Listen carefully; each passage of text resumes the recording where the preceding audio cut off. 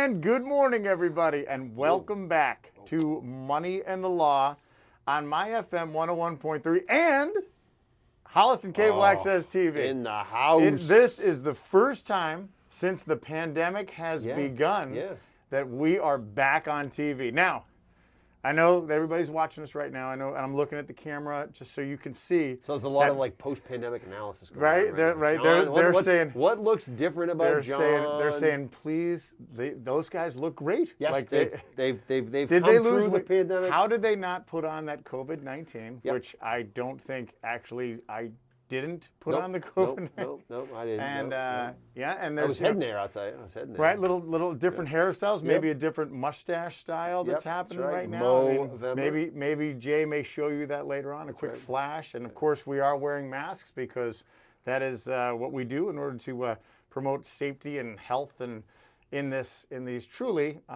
unprecedented times in the pandemic. Yes.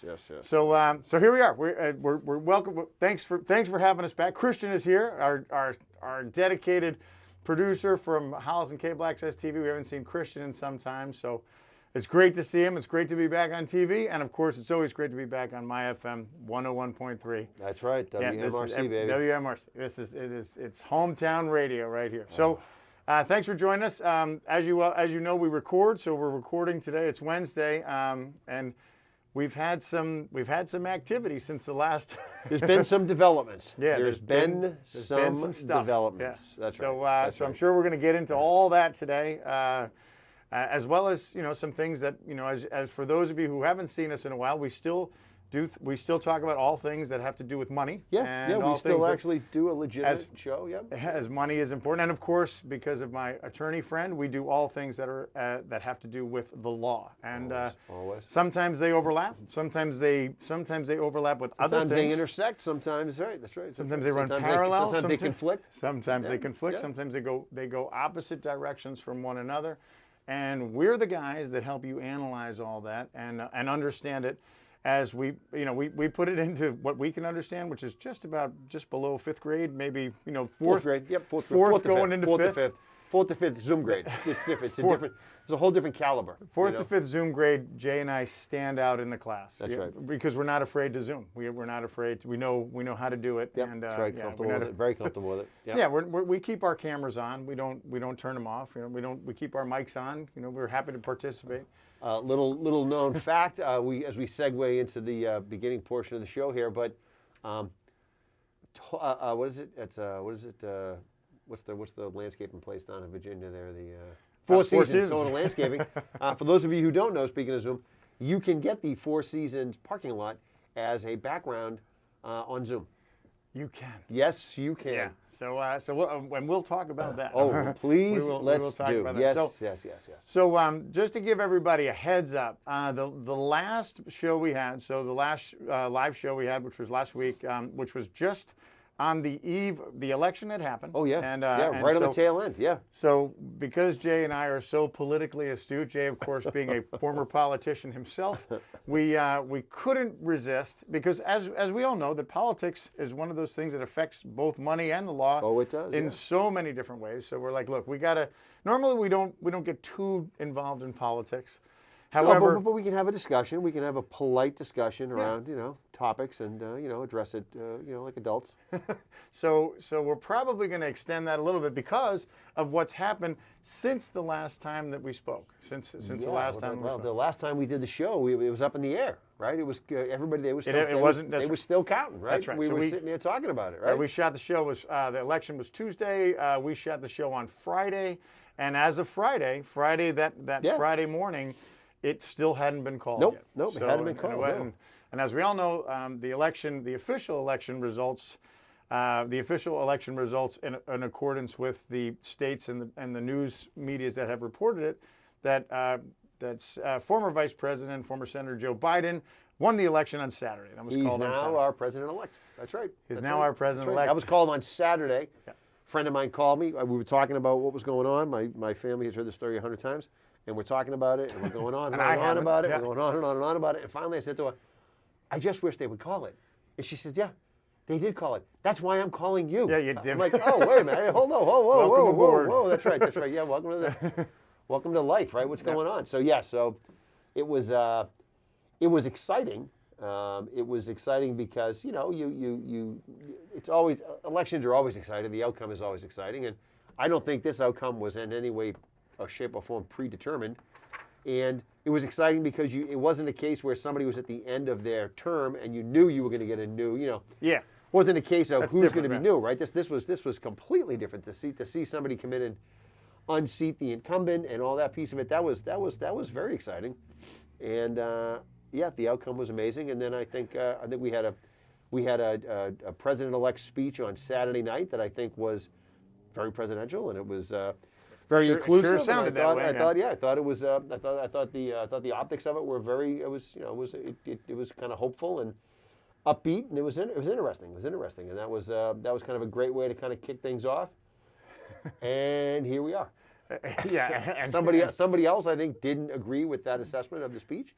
I think somebody else, he shall stay unnamed. I don't think he was as thrilled with the speech and what messaging. Stay unnamed for the entire show. I just think the messaging was a little different. So I think your terminology for it was so Saturday it was exciting. Yep. And from there it just kept getting more exciting because it just kept getting more and more strange and more and more.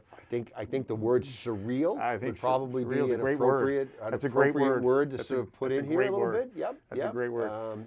It was amazing. The surreality of it is it's almost like you can't really make it up any better. So I think our job here today is to kind of to talk about that and then maybe put some backdrop on it and how that's going to, how at least in our brilliant assessment of what we think is going to be the fallout with respect to things like money and things like the law. So because I think right now we're in such a unique place. Well, I think unique is a good way to describe it. Yeah, I think unique would be we're in uncharted territory, if you're going to say that. Things are a little bit different than I think a lot of people thought they were going to be. Yeah, and it's not, and it's funny because it's not like it's not just there's a small group of people that are just kind of holding on, right. like that are circling the wagons, and of course we're talking about President Trump, who is up to this point. So it is now Wednesday.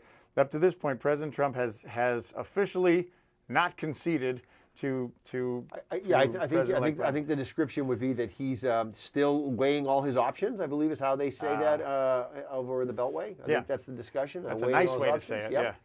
What those options are, I have absolutely no idea, but he's looking at a whole bunch of them. I mean, when I say options, I don't think by options, I don't mean that he's interviewing moving companies.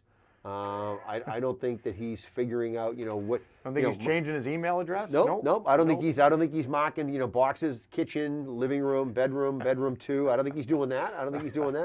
I think he's taking a little bit of I think he's slow walking this. I think is what I think he's probably trying to figure out. Well, let's talk about it, right? So the legality of it. At least as I understand it, again, and just kind of what I know and what pretty much everybody else knows if you're watching.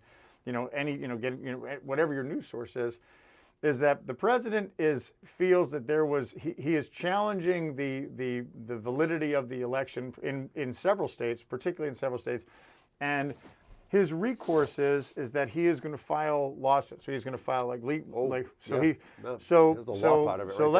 So I think what I'd like to talk about and get some feedback is there somebody who's been to law school in this room? I mean, if there's somebody who's actually maybe had that class in law school. There he is. Not an election lawyer, there he is. As a one-time elected official. No, but you can talk about for the average person, right? The person who doesn't understand. So what does that mean? So if I file a lawsuit, right? If I sue you, if I sue Christian, if I sue WMRC. What does that mean? What's the mechanics of that? Well, it's funny. Clients ask all the time, right? If I do this, am I going to get sued? If I do this, can I get sued? And the answer always is, look, you can always get sued, right? Somebody can always file a lawsuit. Somebody can always file some type of action in the courthouse, right? Whether it has any merit, whether it has any validity, whether it goes whichever way you think it's going to go or should go, that's a different animal, right? That's a different animal. and this is, by the way, this is exactly what you're seeing, right? I mean, you're seeing the idea that there's a whole sort of like, let me just throw it against the wall and see if something sticks approach, right? I mean, they tell you in law school, you know, if you don't have the facts on your side and you don't have, you know, the evidence is against you, then you just got to make up some argument. Basically, you got to argue something, right? You got to argue the justice of the issue or the merit. No, there's no merits to argue, so you just argue for, you know, you just throw a Hail Mary is what you're doing, right?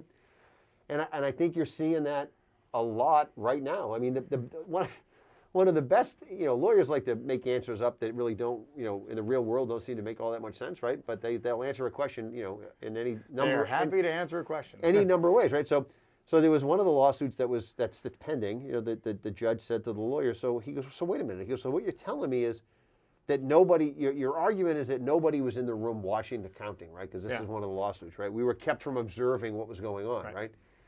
And he says, but you know, this video evidence, the other side has shown me video evidence that, you know, your people, if you will, were in that room watching the counting, right? Yeah. So he said, so how many people were in the room from your argument or from your side of the case observing the counting? And the lawyer's answer was, there was a non-zero number of people in the room. That was the legitimate. And I thought to myself, hats off to you, my brother of the bar. That's right. How many people were in the room? Of the scales of justice. There was a non-zero number of people in the room representing our side of the discussion. It wasn't zero. And so, you know, what was that number? I got to write that. It was a non-zero number, right? You know, how's your portfolio doing this year? Well, it's you're doing. You're at non-zero. Your performance has been non-zero this year. You're making a non-zero amount of money this year, and of course the judge immediately grabs it and says, you know, he gets obviously aggravated, right? Because you know, look, judges have jobs, right? And their job is, look, if there's been a real issue here based on the merits that we need to sort out, then my job as a judge is to get to the bottom of it. I got stuff to do, right? But if not, I got other cases, right? There's other stuff on my docket that I got to do. There's plenty of cases, right? No one's sitting around the courthouse going, plenty of law interpretation out here, right? There's plenty of law to be made, right? So this guy's getting aggravated, and the answer is, you know, are you telling me? And, you know, of course, he breaks it right down, right? Chastises the lawyer, breaks it right down, and then of course, by the way, judges don't like that, right? And that does not endear you to the judge where he says, oh my God, what a clever answer, counselor. That's what I'm looking for. I'm looking for you to be snippy. I'm looking, I'm looking for you to play games. I'm looking for you to wordsmith your answer to make me have to. We got nothing else going on today, right? So that's what what a lot of these. My understanding from reading, you know, what I've read, which is the same thing everybody else is reading, but my understanding is that a lot of these lawsuits are based on this type of frivolous, nonsensical. You know, it's just dragging it out. It's just dragging out time. So the point is, right? So if somebody sues somebody, you can't ignore it, right? You can't just say. You can't ignore it. You can't say, okay. You have to answer the lawsuit. That's right. There has to be some recognition of it. Yep. And then like you said, it comes down to a judge. So if I understand the mechanics, so the lawsuit's filed, and then the judge is going to review it and say, okay, what do we have here, right? He'll do like a preliminary. Well, you're going to file a brief, right? Yep. You're going to file a brief with the court that says, look, this is my case, right? Here's here's the supporting. Here's what I think. And that's right. Here's how we see it, and then here's the supporting documentation that supports our brief. And you're going to pull all kinds of case law together, and you're going to say, look, this is why my case is just like these cases, right? And so you're going to pull all this. And that's really what happens much of the time, right? Yes, is that it's like we got to, well, you know, if there's any question about how this should go, let's look back at, you know, Marsden versus Drohan, you know, back in 1982, and use that's the support for that particular argument. That's right. And then of course the other side is going to say, well, here's why this is different than Marsden Drohan, or here's why Marsden versus Drohan was decided, you know, incorrectly compared to what the facts of this case are. That was actually settled out of court. That was a non-disclosure agreement, confidentiality stuff. But I mean, so that's where it goes, right? So then the judge is going to read these briefs, right? And of course, to your point, right? The judge is like I got nothing better to do, right? They got enough other things that are really important, right? Yeah, and the judge also knows what's going on. Yeah, like the judge understands the magnitude, and he understands the. I understand why you want to win. He understands the optics of this. I get it. I understand why you want to win. And I understand what's at stake here, right? Yep. Yeah. So then I'll have a hearing, right? Then I'll have a hearing. It's like, everybody come in and explain to me, right? Like I'm a child, or explain to me like I'm a 5-year-old, right? Yeah. Explain to me what's going on here, right? And then he's going to ask some questions. He's going to expect to get legitimate answers. He's not going to, he's going to say, look, if everything you've told me in this brief is true, then we have some real issues here. Do you have anything to back it up? Show me, right? Show me the evidence, right? Show me the evidence, right? Because right, I'm not going to decide one way or the other right now. I just have to decide if. Well, I'm not going to decide. I'm not going to take your word for it. Believe me, don't get it wrong. You're supposed to be telling the truth when you go to court, right? They frown on you lying.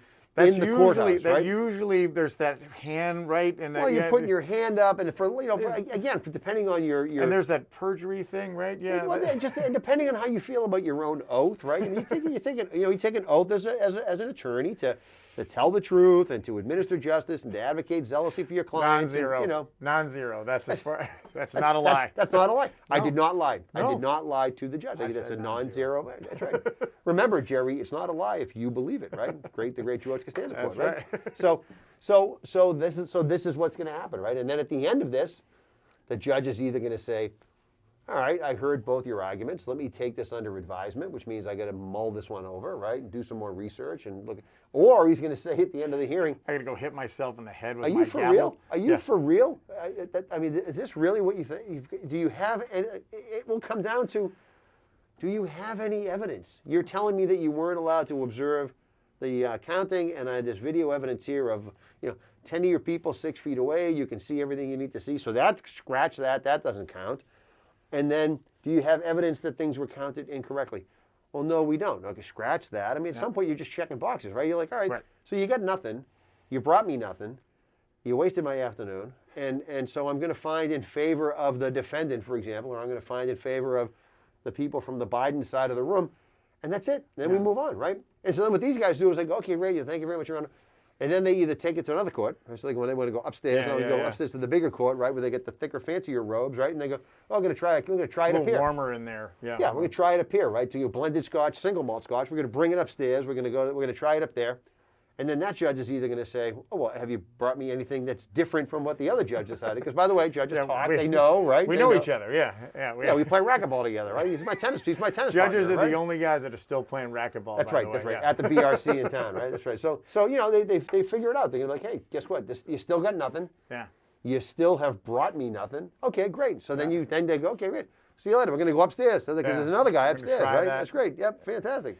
But at some point, it gets to it's going to get to the point where it'll get to one court and they'll be like, look, how many times do we have to do this, right? How many? And now maybe there's some other evidence that comes out, and there's other, and you'd think that that's really what's going to be able to drive this to keep the life of it. But at the end of the day, the judges, their job is to interpret the law, right? That's their. Well, their job is to enforce the law. Their job is to say that's right. This is that's right.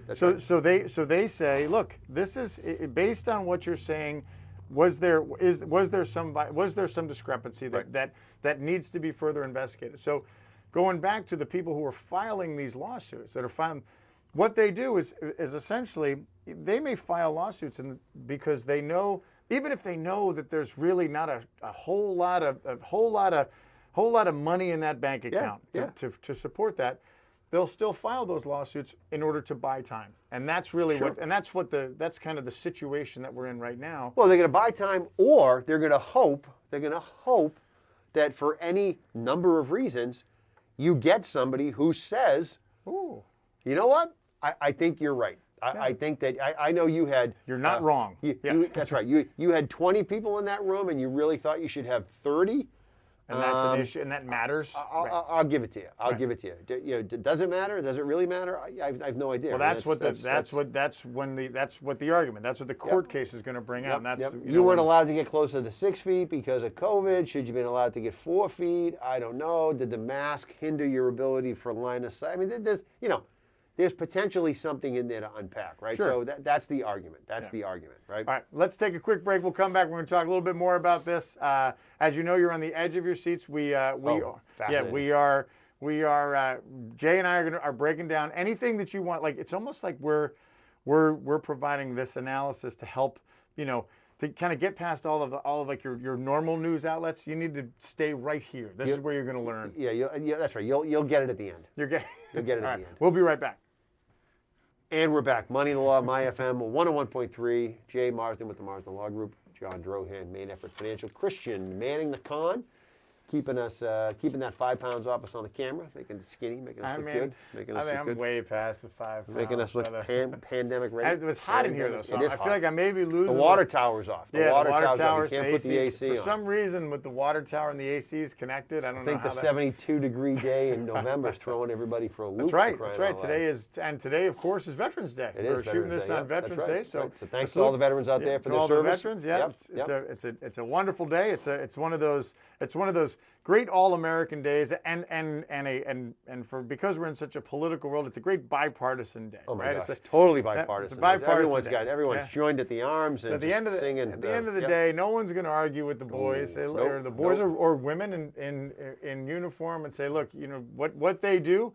What they've done and what they continue to do for our country is an immeasurable service. It's an immeasurable service, and it gives us this ability to do this. That's what it does right there, right? It allows us to stand around and fight with each other, right? Which is fantastic, right? So, although you and I, we don't fight often. No, not often. Which is probably, does that add for boring TV and radio? It could. If we were at two ends of the spectrum, that might be a little more exciting. We could try. We could try.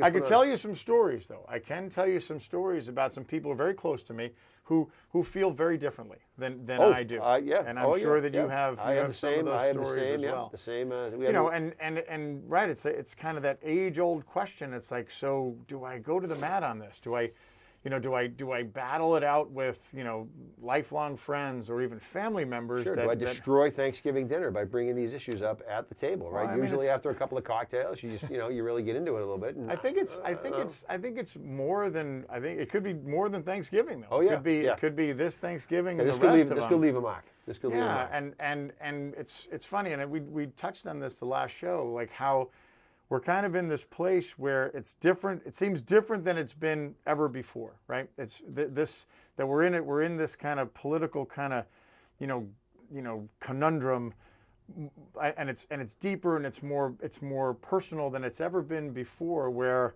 I mean, think about it. Think about all the political people, the presidents and governors and leadership that you've disagreed with over the years. Have disagreed with your policy. Have disagreed with the way, But at the end of the day, we're all you want to hope that whoever's in charge is doing this for the in their mind the greater good, and they are doing this for the good of for the betterment of the people. They want to leave the office, leave their office, leave the country. Leave it better than you found it. Exactly. Better than you found it, right? Now, how you get, and then we can all disagree on how you get there. We can always disagree on what better really means. And those disagreements are good and they're healthy, right? And that's what politics is all about, right? That's what it's great. You want to be able to debate things. If you feel strongly about something, here's what I think. Here's where I think.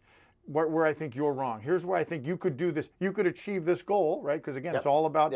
We talk about that in investing all the time, right? Like all investments have a purpose. Let's get you to the goal, right? Let's get you to the goal. So what do you want? What's your end state? What do you want to see happen? So we all try and get there, but we may get there in a different way, right? And if you disagree, if you say, no, I think that you should invest in mutual funds. Like mutual funds are the way you should do it because they're professional managers. And I say, no, you should invest in individual securities because you have better, and whatever the.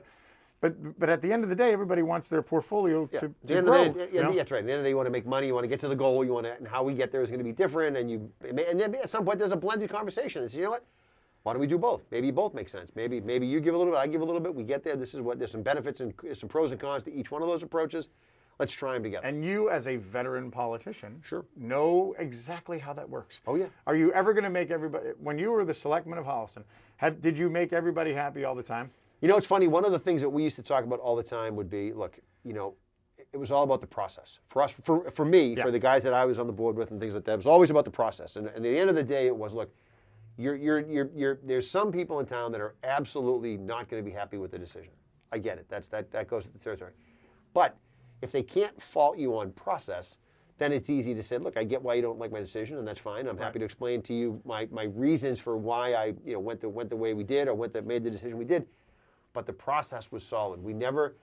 One of the things that used to frustrate me the most, or aggravate me the most, was when people would try to manage my options for me. Right? that was the one thing that used to really, really set me off. And I would say, look, I just need to know all the options here so we can make it. I'm happy to carry the weight of a decision that's unpopular for any number of reasons. That's fine. I just don't want somebody managing my options and giving me not all the information to make decisions. And as long as the process was solid, we'd say at the end of the day, look, then we did the right job. Then we did the right thing. And if everybody's a little, if there's some people who are kind of unhappy, it probably means it went the way it should have gone, right? If everybody was really happy, then something could be wrong. But remember, your decisions are based, like like all of us. You make your decisions based on what you know. So here's what I know, and then after I evaluate everything that I know, then I make my decision one way or the other, right? If it's an A or B choice, if it's door 1 or door number 2, then I make my decision based on that, and that's all you can do, right? No, that's all any of us can do. So that the idea of that process, the idea of that that debate about like kind of how we get there, that's one thing.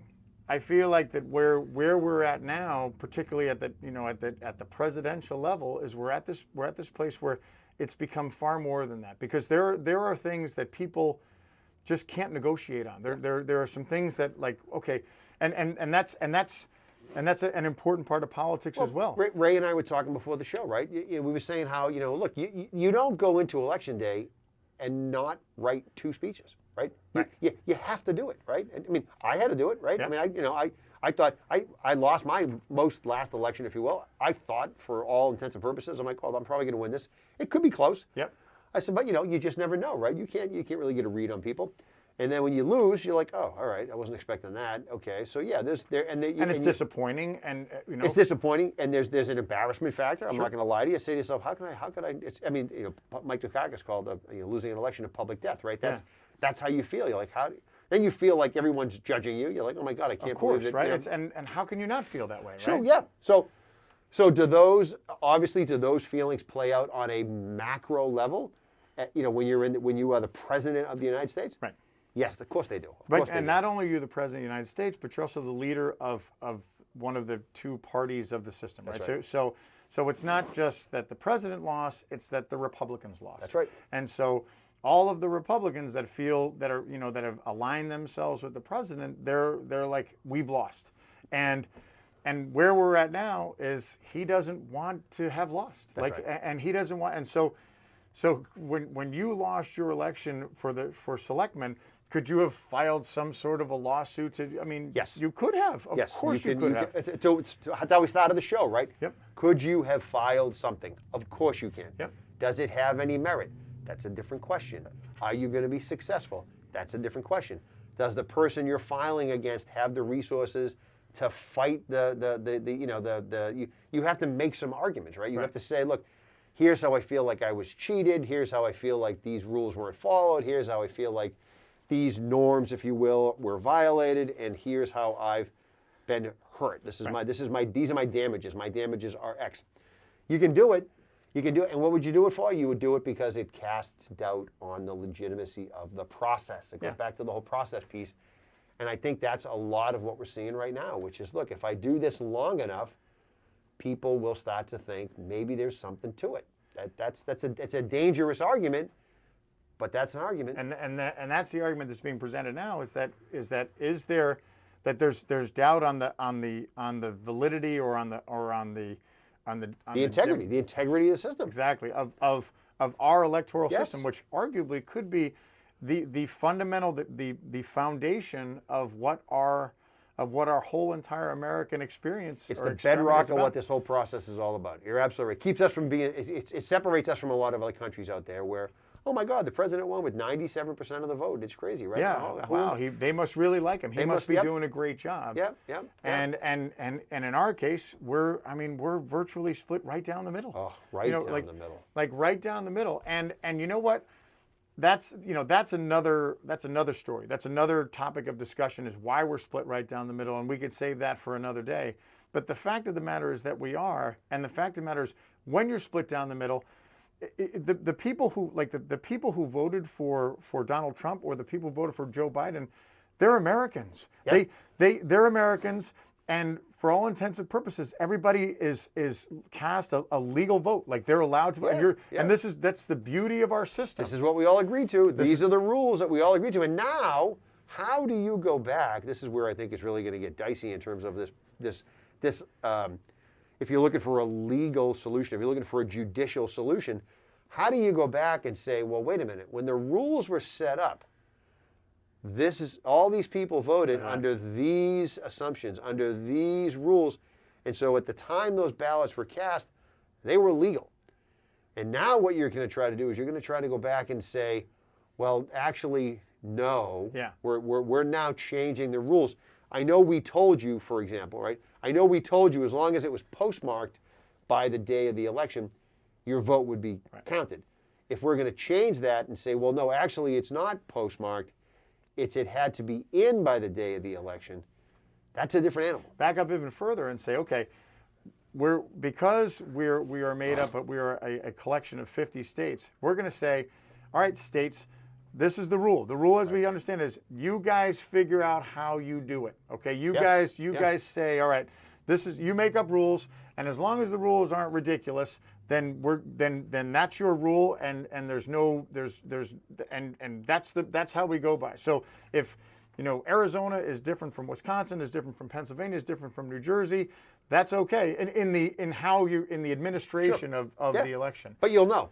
Before the election. You'll know what the rules are. Long before the election, and this is it. And here we go. And so the election happens, and like you said, now the argument is, well, wait a minute, maybe, and it's worse, right? Because maybe your rules are wrong, but your rules are right. Yeah, but your rules are okay. Hold on. I like this outcome over here. This is the outcome that I'm happy with. So these rules are fine. Yeah. I'm cool with these rules. These rules over here, I didn't like the outcome, so now I don't like those rules. And then now you're getting this disparate approach to what works and what doesn't work. And you saw it the night of the election, right? In the states that I'm winning, stop counting the votes. Right? It's all over there. And in the states that I'm losing, right?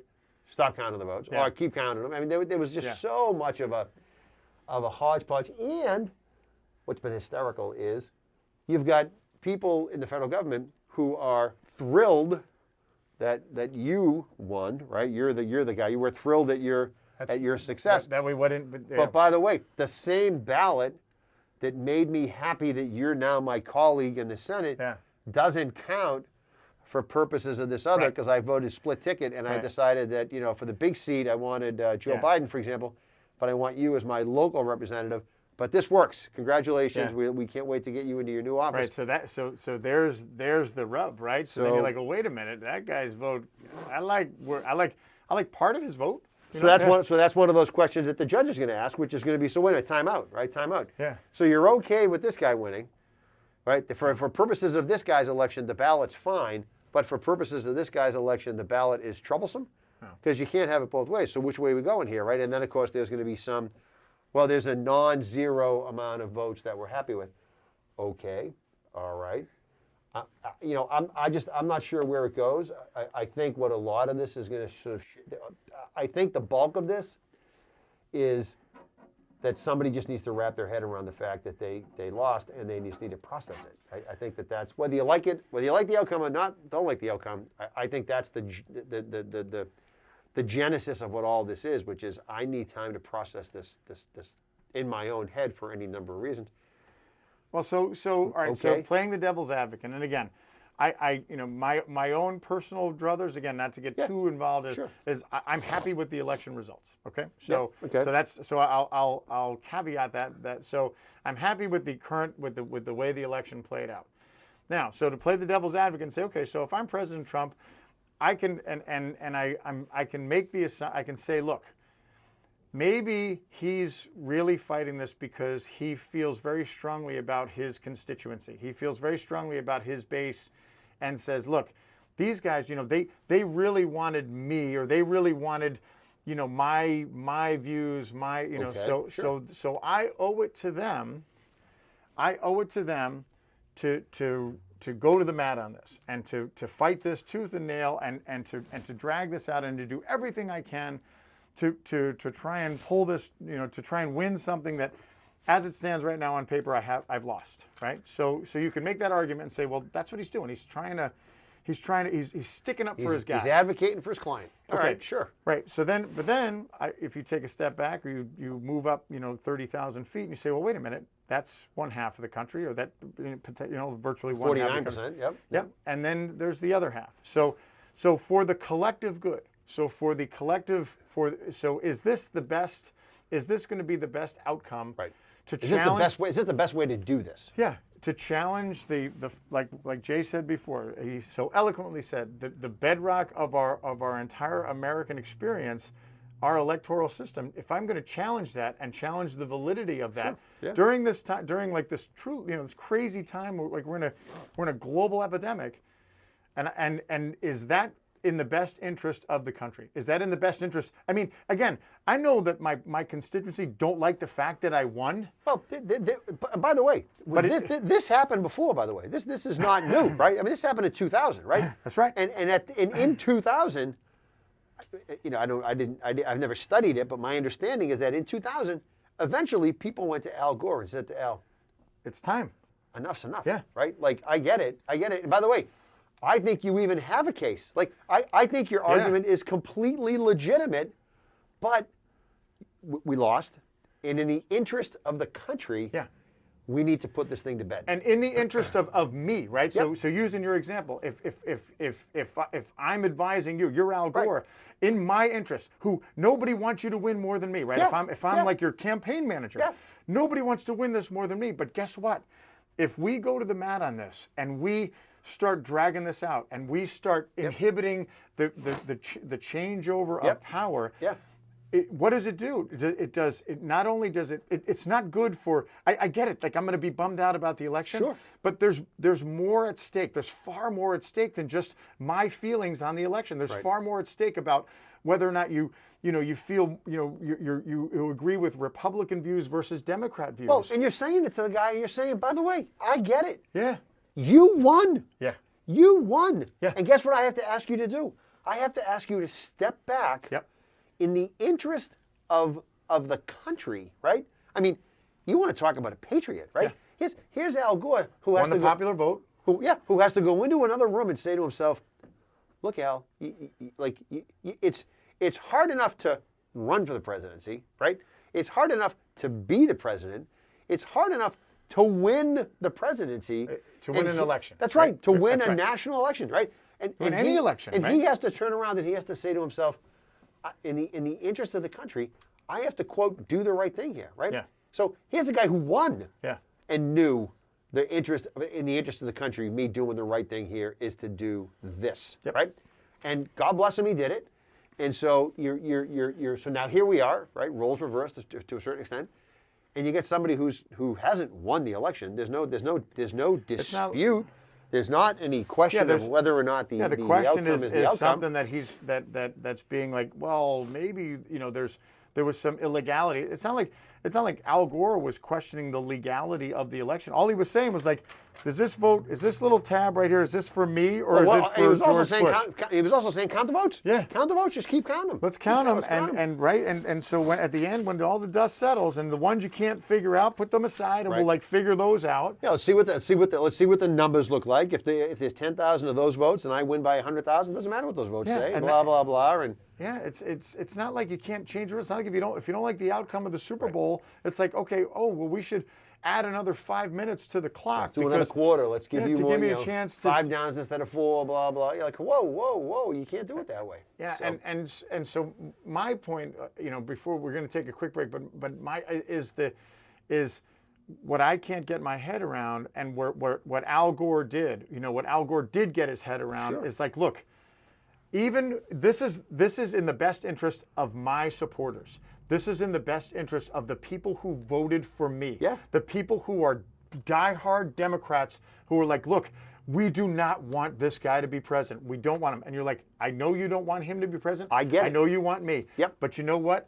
This is bigger than him and me. Yep. This is bigger than this is bigger than all of us. It's bigger than the office of the presidency, which is pretty big. Pretty big. So so that's where if you start giving that up, then we're already a divided country as it is. Yeah.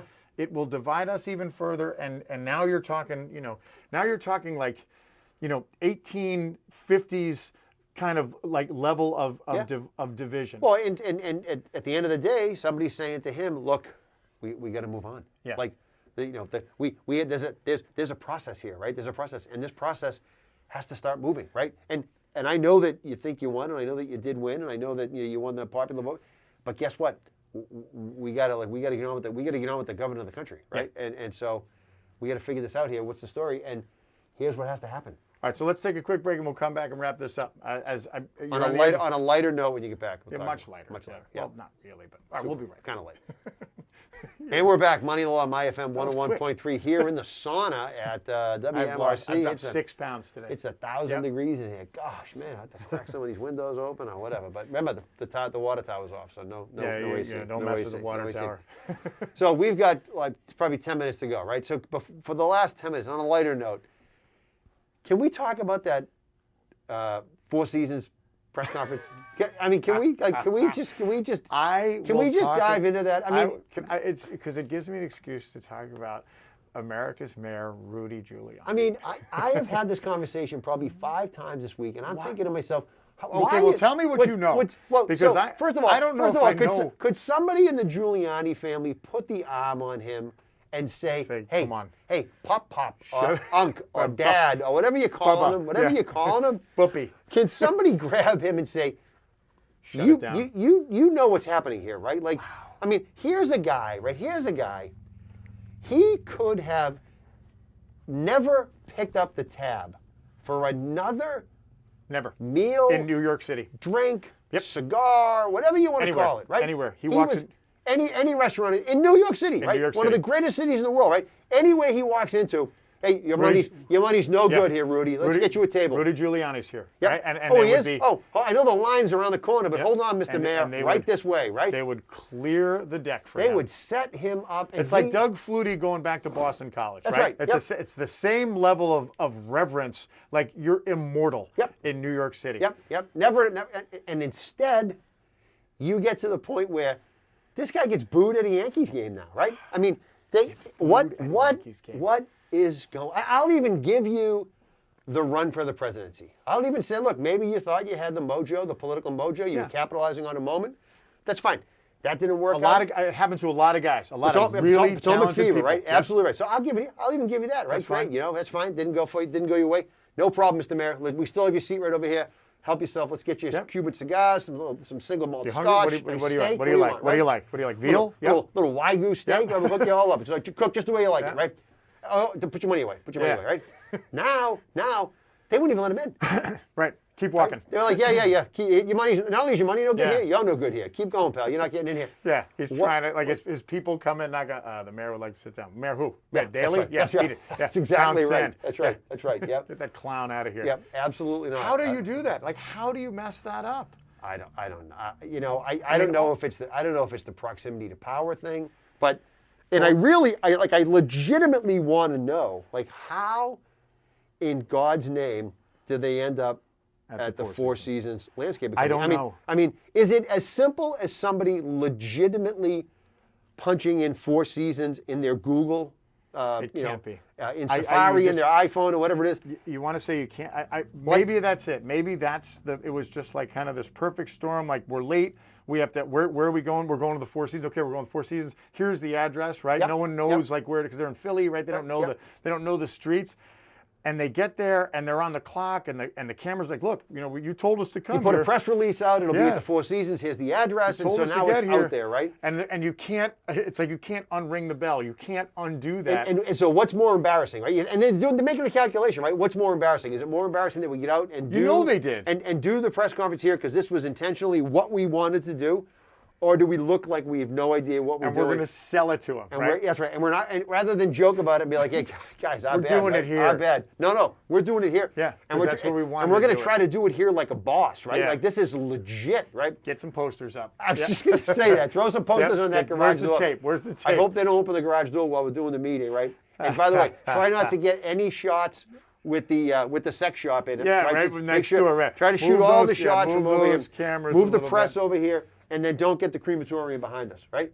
I mean, you can't make it up any better. You cannot make it up. And I'm thinking to myself, please, like I kept turning it over in my head, like what am I missing about this? Like something. This can't be what I think it's going to be. What a strange name for a landscaping company. I like it, right? It's got some class, right?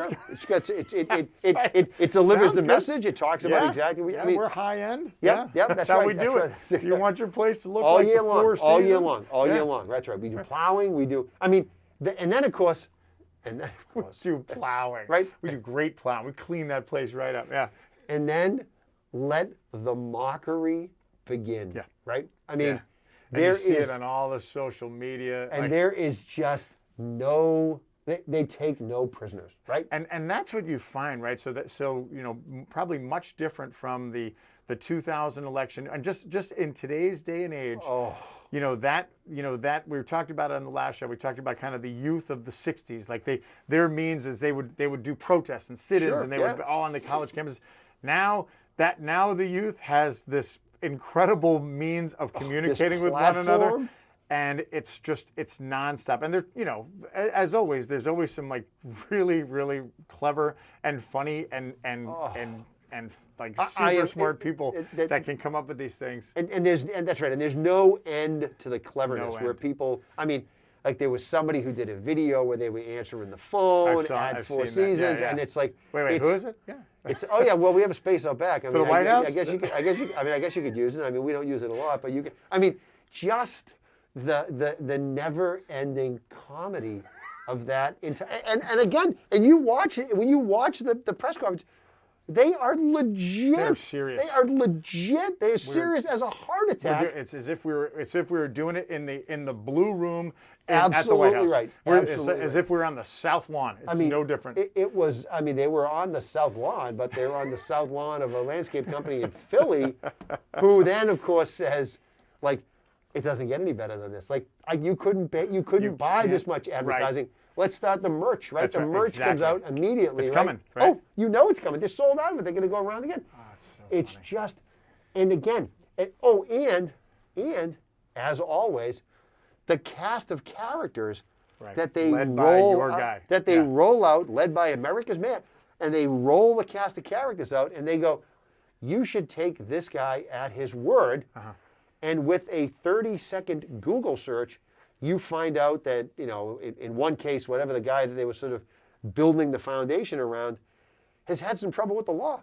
Yeah. I mean, had some real trouble with the law. Has anybody done any? You can't imagine. So wouldn't you pay? Name a number to be a fly on the wall in the after action review talking about that whole show? Like, can you imagine? Can I be at that dinner that night? Can you imagine those guys sitting around talking, saying, "So, how do you think it was?" Or even better, being the guy that has to call Donald Trump and say, "Yeah, well." Did you see our press conference? Well, it's going to be out pretty soon, so just so you know, it's just give you a heads up.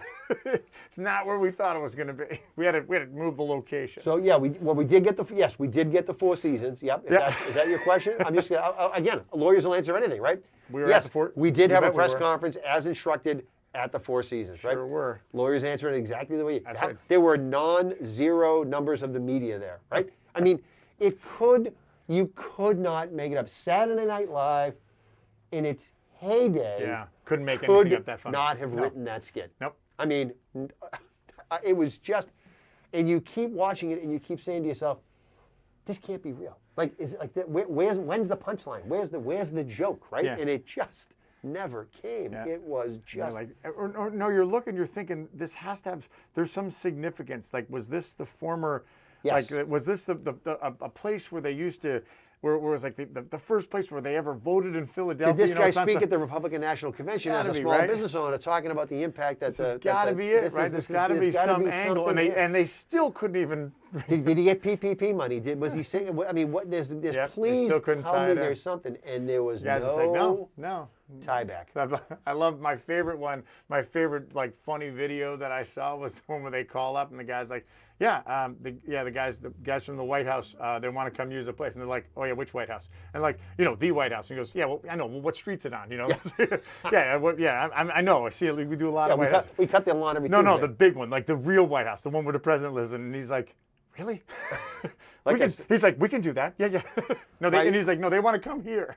when I ever read today that you could use their parking lot as a Zoom backdrop, I thought to myself, here we go. This is as good as it gets. This is as good as it gets. So this is so you talk about that. That's why I use the word surreal, right? So you talk about what's going on. Obviously, to kind of bring this thing to a close, I hope obviously this all works itself out. Government does have to move forward, right? We do need we do need to have the government work. I think it will. I'm confident that at some point it's going to take, like it did back in Nixon's day, it's going to take some people probably in the Republican Party that have some real gravitas to walk into the room, close the door, and say, "Look, it's time. We're not screwing around. All right, it's time to move. It's time for you to start packing boxes." All these clowns that are now just they're saying, well, what could it hurt just to hang on to Trump a little bit more? And that's what they're thinking, right? Granted, many of these guys probably talk like they really support President Trump, but really it's transactional. At the end of the day, they're like, look, if he's going to be able to help me, then I'll help him. But until that happens, until it gets to the point where he can't help me anymore, then I'm walking away. Then I'm done. Yeah, that's what's going to happen. And I think that this is really just the idea of everybody having to sit around and say, it's over. It's over. It's time. But I think that if this is, you say to yourself, I'll give you a week. I'll give you a week to get over the breakup, right? I'll give you a week to get over the breakup, right? That's fine. What was the analogy? The analogy was like, this is like taking your buddy out to a bar after the girl breaks up on him, right? Well, now we're moving into like stalker stuff, right? Now the comment was, now we're moving into the Lloyd Dobler phase, right? Where he's outside the White House holding up the big the big radio, right? Playing Say Anything, right? That was the argument they were making on I think it was on CNN. It was hysterical, and I thought to myself, this is pretty funny. So we're moving into that area. This is where it starts to become a little bit. The unfunny part of it is where you have like news agencies that are backing it. That are enabling it. That's right. That's where I think we're going to run into. We could run into some seriously dangerous waters. So enjoy your weekend, everybody. Yeah. And keep an eye on the radio. Keep an eye on the news. Keep an eye on what these guys here at WMRC tell you what's going on. They'll let you know what's happening. And no. By the way, like everybody, do not overstay your welcome at Thanksgiving. There you go. Like the current occupant of the White House is doing, and figure it all out. Know when it's time to go. When it's time to go. And it's time for us to go. Speaking of, time for us to go. So thanks for joining us today on Hollis and Cable Access TV, WMRC, My FM 101.3. We will see everybody next week. Have a great week, everybody. Bye.